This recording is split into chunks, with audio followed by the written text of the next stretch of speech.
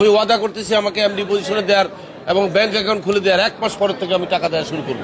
অবশ্যই তারা টাকা পায় কোম্পানির কাছে এবং কোম্পানির যে পরিচালনা পর্ষদ এখন হাইকোর্টের 173/22 মূলে যে পরিচালনা পর্ষদ দিয়েছে তারা অবশ্যই তাদের টাকা ফেরত দেবে, কারণ আমাকে পরিচালনা পর্ষদ থেকে বাদ দেওয়া হয়েছে।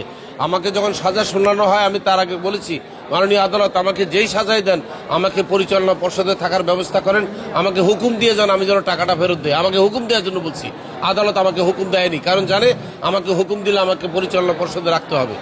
তাই আমাকে কৌশলে পরিচালনা পর্ষদ থেকে সরিয়ে দিয়ে নতুন 17 জন আসছে, সেখানে 4 জন আছে বিগত সরকারের আমলে দেয়া নতুন পরিচালনা পর্ষদ। তারাই যেমন আপনি মনে করেন আজকে যে আমরা রূপপুরের যে চুক্তি করেছি রাশিয়ার সাথে, রূপপুর পারমাণবিক চুল্লির জন্য যে লোন নেওয়া হয়েছে, এই লোন কিন্তু শেখ হাসিনা এখন নাই, এটা বর্তমান সরকারকে দিতে হচ্ছে। আদানি গ্রুপের সাথে বিদ্যুতের বিল বর্তমান সরকারকে দিতে হচ্ছে, কারণ রাষ্ট্রের যে শাসনে থাকে তাকেই দিতে হয়। একইভাবে ডেস্টিনির কাছে যে বিল পাবে, যে টাকা পাবে, বর্তমান ম্যানেজমেন্টকে দিতে হবে। আর রফিকুল আলম যদি ফেরত দিতে হয়, রফিকুল আলমকে সেই আগের বোর্ডে নিয়ে আসতে হবে। আমাদের কাছে কোনোটাই চ্যালেঞ্জ নাই ইনশাল্লাহ। যদি ইচ্ছা থাকে, আমি একটা কথা বলি সবসময়, যদি ইচ্ছা থাকে মানুষ তার নিজেকে পরিবর্তন করতে পারে 1 মিনিটে।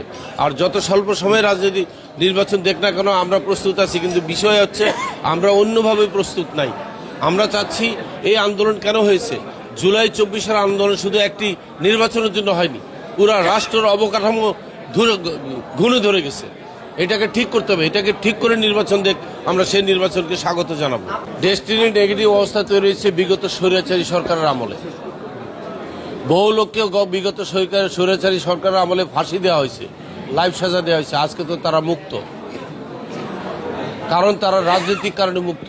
আমি রাজনীতি করতাম না, তাই আমাকে এই প্রিভিলেজ দেওয়া হয়নি, তাই আমি রাজনীতিতে আসার এটাও আরেকটা কারণ। ডেস্টিনি কোনো অন্যায় করেনি, একটি অন্যায় করেনি। ডেস্টিনি কোনো পরিচালক, কোনো কর্মচারী, কেউ কোনো প্রতারণা করেনি। আমাদেরকে বলা হয়েছে আমরা মানি লন্ডারিং করেছি, কিন্তু সেটা প্রমাণ করতে পারেনি।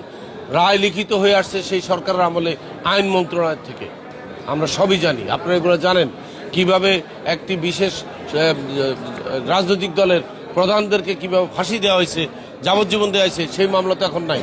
আমরা সবাই কিন্তু ওই স্বৈরাচারী সরকারের দ্বারা নির্যাতিত। আমার কাছে চাঁদা চেয়েছিল, ভুয়া সম্পত্তির দলিল এনে আমার কাছে বিক্রি করার চেষ্টা করেছে, ওটা ছিল তার কাবার। আমি যখন বুঝতে পেরেছি এটা সম্পত্তিটা তাদের নয়, হাতির ঝিলে 80 কাঠা, আমি বলছি এই সম্পত্তি আমি নেব না, কারণ ওইটা দিয়ে আমার কাছে 400 কোটি 500 কোটি টাকা চাওয়া হয়েছে।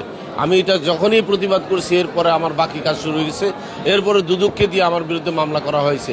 দুদকের যে পরিচালক আমাকে এটা বলছে, তাকেও কিন্তু বরখাস্ত করা হয়েছে। সে পরিচালক আমাকে বলছে যে আপনি বিপদে আছেন, আমাকে ট্রান্সফার করা হচ্ছে, কারণ এখানে ষড়যন্ত্র চলতেছে। আপনি বোধহয় কোনো লেনদেন করেছেন যেখানে আপনি তাদের সাথে রাজি হন নাই, এখান থেকে শুরু। আর এই সিদ্দিকের স্ত্রী সেই প্রতিষ্ঠানের চেয়ারম্যান ছিল যেখানে আমাকে এই জমি বিক্রি করে টাকা দেওয়ার কথা বলা হয়েছিল। আমজনতা দল রয়েছে আপনি বলছেন, সেটা আমজনতা দল, আমরা আমজনতা পার্টি। আরেকটা কথা বলি আপনাকে, জাসদ নামে অন্তত 2টি দল আপনি জানেন, জাসদ ইনু জাসদ রব। বাংলাদেশ মুসলিম লীগ আর মুসলিম লীগ নামে একটা দল আছে, 2টা দল আছে। জাতীয় পার্টি আছে 3-4টা। তো দেখেন আপনি, আমজনতা দল আর আমাদেরটা হচ্ছে বাংলাদেশ আমজনতা পার্টি। আপনি পার্থক্যটা বুঝতে পারছেন না? আমি বলছি ভিন্ন নামে করা যায়, একই নামে রাজনীতি করা যায়, সেটা এক্সাম্পল দিলাম। আমরা তাদের শত্রু না, আমরা তাদের মিত্র।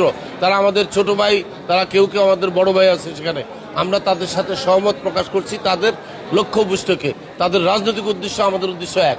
যখনই অভিযোগ আসবে আমি অভিযোগের উত্তর দিয়ে দেবো। এরা হচ্ছে বাংলাদেশ থেকে আমাদের কয়েকজন পরিচালক তাদের সম্পত্তি বিক্রি করে টাকা পয়সা নিয়ে মামলার সময় পালিয়ে গেছে 3টা দেশে।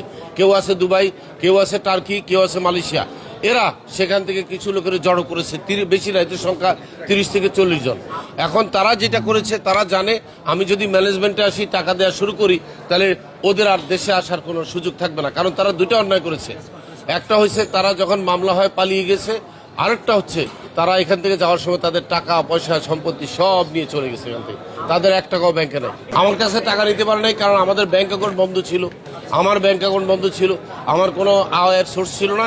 আমি জেলে থাকা অবস্থায় আমি কাউকে কোনো টাকা পয়সা দিতে পারি নাই, বরং আমার বিনিয়োগকারীরা আমার মামলার খরচ চালিয়েছে, আমাকে লোন দিয়েছে। আমি তাদের কাছে লোনে এখনো দায়বদ্ধ আছি।